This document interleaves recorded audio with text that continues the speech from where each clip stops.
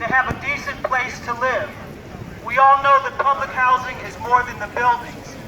It's the families, the communities, the children, people who've lived here for generations.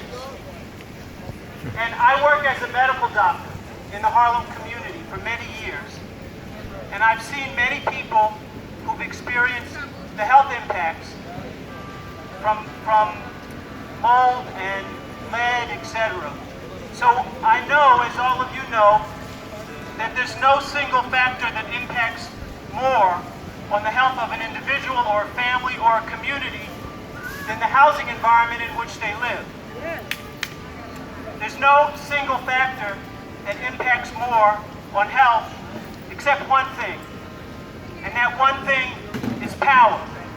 There's a strong relationship between health and power, because if we had the power to prevent the mold and the elevators breaking down and not having utilities in the winter, etc., you know even better than I do, if we had the power to prevent our children having to go to the emergency room again and again, being hospitalized, if we had the power to prevent the stress that causes diabetes and high blood pressure from all the conditions that low-income people, poor people, people of color in this city, and people who live in public housing have to deal with. So the rental assistance demonstration project and the blueprint, which are this city's, the mayor, the city's, NYCHA's plans to get money to deal with the crisis, the financial crisis of public housing.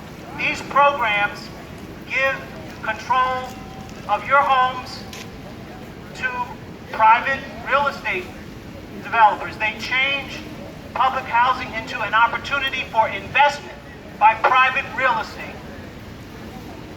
So we have to fight that, and we have to stand together to do that. So when they talk about the crisis in funding for public housing, the crisis, all the money that they need to do these repairs, don't let them get away with that.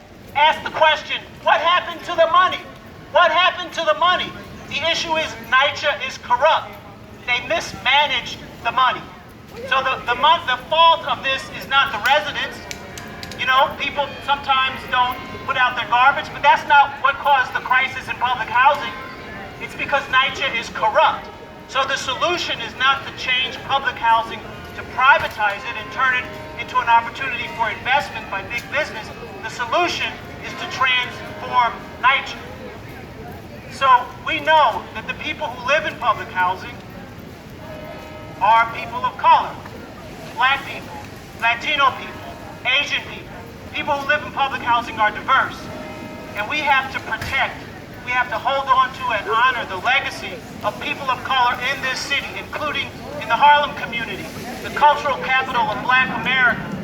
We want to represent all the people. And that's why we need to build power. So this movement is important. It's important because it's not only, it's about housing for everybody in this city. Because the issue of gentrification is connected to what NYCHA is trying to do with public housing. So we need to fight. We need to take this movement all over the city.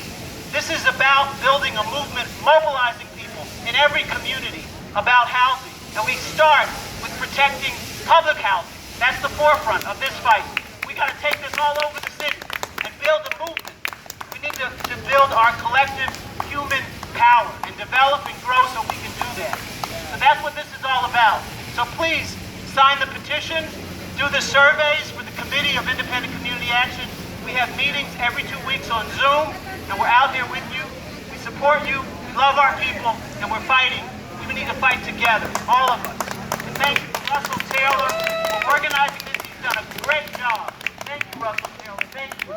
Hey. Thank you. Dr. Jessie Fields, thank you very much. Thank you very much.